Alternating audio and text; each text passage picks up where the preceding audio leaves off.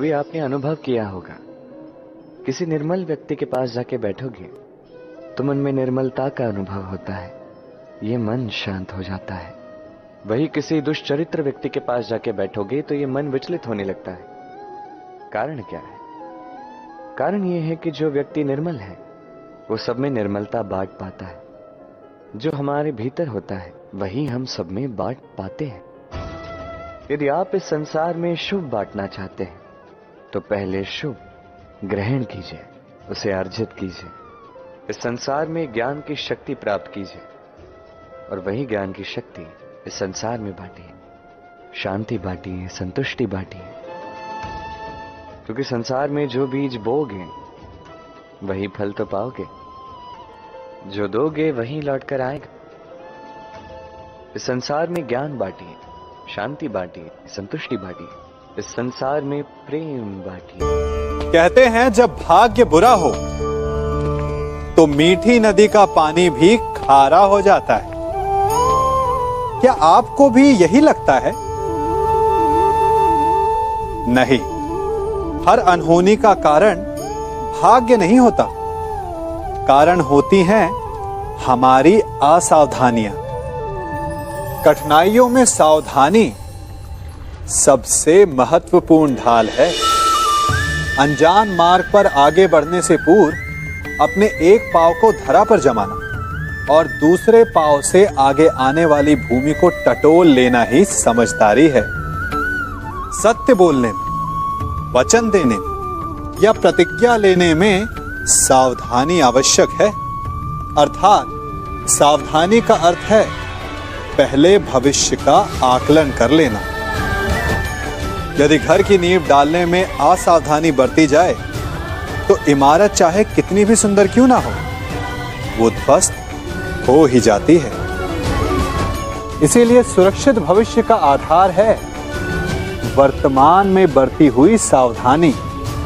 क्योंकि भविष्य में क्या होने वाला है ये आप जान नहीं सकते, परंतु उससे बचने के लिए सावधानी की ढाल का प्रयोग अवश्य कर सकते हैं।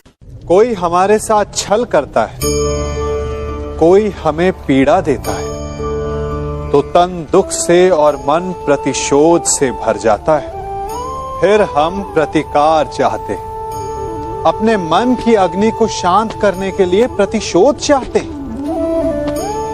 और यही हम सबसे बड़ी भूल कर बैठते हैं। तो क्या किया जाए? इसका केवल एक ही उपाय है और वो है क्षमा।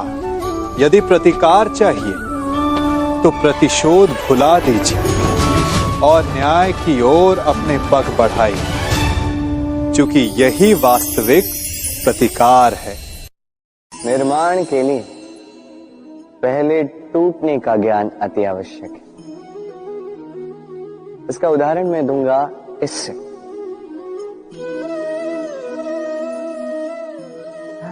ये स्वादिष्ट खीर ये बनती है पौष्टिक भात से, किंतु क्या आपने जाना है कि ये भात कैसे बनता है?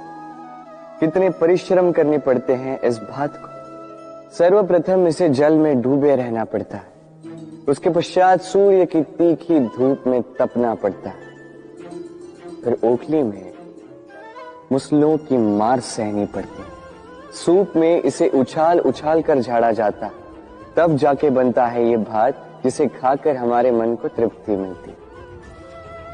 अब सोचिए, ये तो केवल भात है। हम मनुष्यों को स्वयं को निखारने के लिए कितनी बड़ी परीक्षाओं का सामना करना होगा। इन्हीं परीक्षाओं से तो हम भयभीत रहते हैं। मत रहिए, इन परीक्षाओं का सामना कीजिए साहस के साथ, सकारात्मकता के साथ। यही कठिनाई, यही परिश्रम, यही चुनौती आपके निर्माण में आपके सबसे बड़े सहायक हैं। ये क्या हुआ? मुझे ठोकर लगते ही ये हाथ से छूटकर गिर क्यों गया, टूट क्यों गया? अब आप कहेंगे ये तो ऐसा ही होता है इस जीवन में, इस संसार में। ठोकर लगने के पश्चात हमारे हाथ जो भी होता है वो छूट जाता है, जो बनता है वो टूट ही जाता है। किंतु क्या ये सत्य है? आपको एक बात बता देता हूं, ठोकर खाकर गिरने के पश्चात संसार की कोई भी वस्तु भले हाथ से छूट जाए, सफलता अवश्य आती।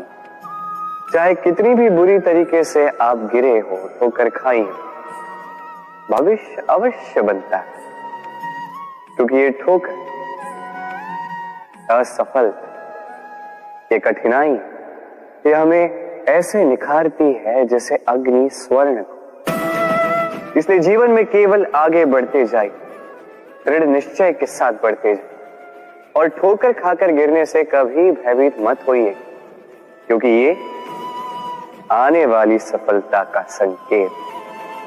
और सफलता तभी मिलेगी जब आप गिरोगे, जब आप पुनः उठोगे, और जब आप पुनः जीवन में आगे बढ़ोगे।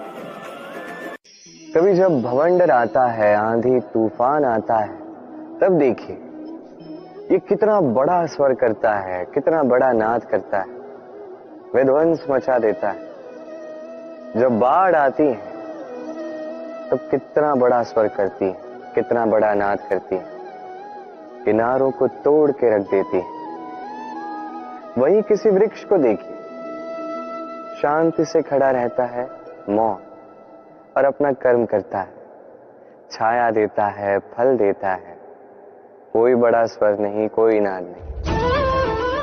नदी की बात की जाए तो नदी जो बहती है, खेतों को सींचती है, वनस्पतियों को प्राण देती है, हमें पीने के लिए जल देती है, इतना महान कार्य करती है, कोई बड़ा स्वर नहीं, कोई बड़ा नाद नहीं। ये सीख है, इस संसार में जो भी महान कार्य करते हैं, मौन होकर अपना कर्म करते जाते हैं, क्योंकि उन्हें पता है महत्व स्वर का नहीं, कर्म का। और जो रुद्र का साथ देते हैं, नाद करते हैं, वो केवल विध्वंस मचाते हैं।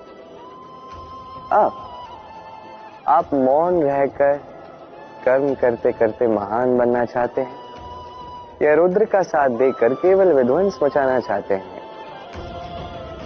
निर्णय आपका है। आइए और मेरे साथ प्रेम से कहिएगा, राधे राधे।